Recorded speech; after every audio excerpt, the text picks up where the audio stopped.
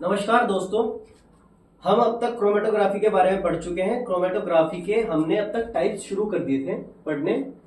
Types of chromatography में हमने पहला टाइप पढ़ा था on the basis of separation या फिर प्रिंसिपल। आज हम उसका दूसरा टाइप पढ़ने वाले हैं on the basis of mobile phase.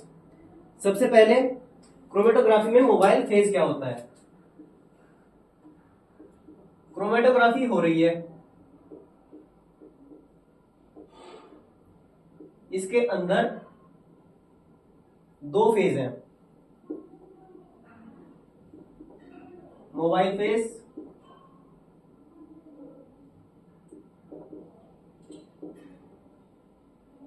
Stationary phase. ठीक, क्रोमेटोग्राफी का पूरा प्रोसेस मैं अभी आगे बताऊंगा। फिलहाल आप इतना देखिए कि क्रोमेटोग्राफी के अंदर दो फेज होते हैं। पहला है मोबाइल फेज, दूसरा है स्टेशनरी फेज। मोबाइल फेज जो मोशन करता है, ठीक, ये मोशन करेगा अपने साथ जो सैंपल के अंदर कंपाउंड है, सैंपल के अंदर कुछ कंपोनेंट्स हैं, ठीक।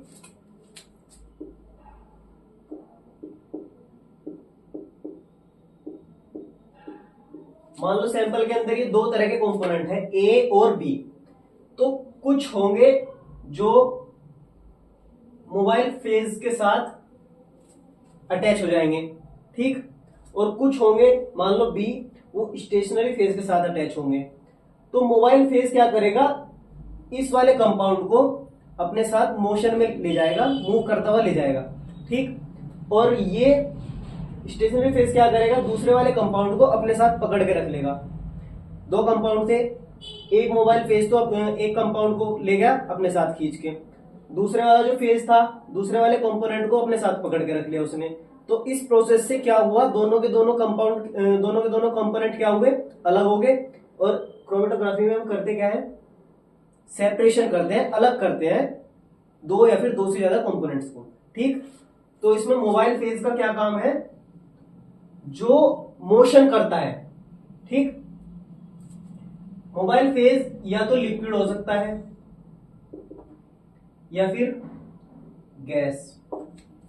मोबाइल फेज क्या, या तो लिक्विड हो सकता है या फिर गैस हो सकता है, ठीक है। और स्टेशनरी फेज या तो सॉलिड या फिर लिक्विड। स्टेशनरी फेज या तो सॉलिड हो सकता है या फिर लिक्विड हो सकता है, ठीक है। अब on the basis of mobile phase liquid हुआ, अगर मोबाइल फेज लिक्विड हुआ तो उसके अंदर आएगी हमारी normal phase chromatography, reverse phase chromatography, hydrophobic, hydrophilic और आयन एक्सचेंज। गैस हुआ अगर मोबाइल फेज तो हमारे पास उसमें आएगी गैस क्रोमेटोग्राफी, ठीक। अगर mobile phase super critical fluid हुआ तो उसमें हम CO2 के बारे में पढ़ेंगे, ठीक। तो फिलहाल इतना नोट कीजिए, बाकी मैं आगे बताता हूं।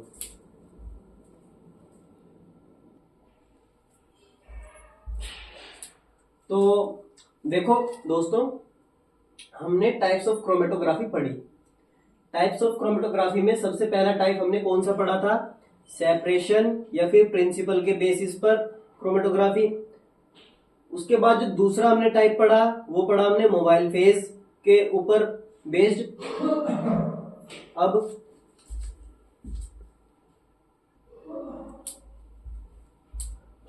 अब हम पढ़ने वाले हैं on the basis of shape of chromatographic band. आपको याद होगा मैंने अभी बताया, अभी लास्ट में दो तरह के फेज थे, मोबाइल और स्टेशनरी।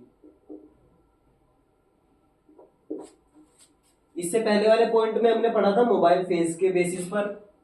अब ये क्रोमेटोग्राफिक बैंड एक तरीके से स्टेशनरी फेज है, ठीक।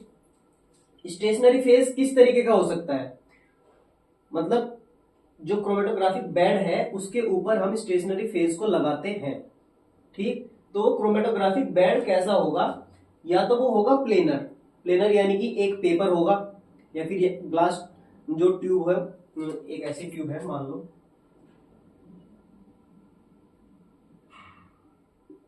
एक ग्लास प्लेन है, इसके ऊपर हमने क्या लगाया, स्टेशनरी फेज।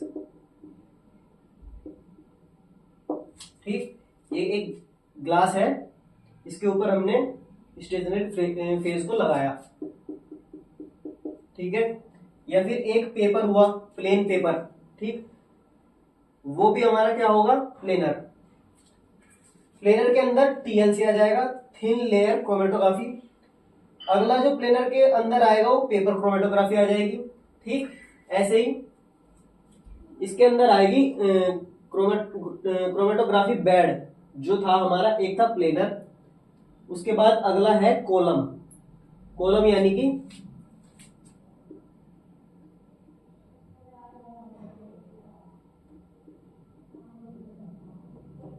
एक कॉलम के अंदर हमने अपना स्टेशनरी फेज को भरा हुआ है। ठीक, इसमें क्या था, सिर्फ एक प्लेन था, इसमें एक कॉलम है, उसके अंदर हमने अपना स्टेशनरी फेज को भरा हुआ है।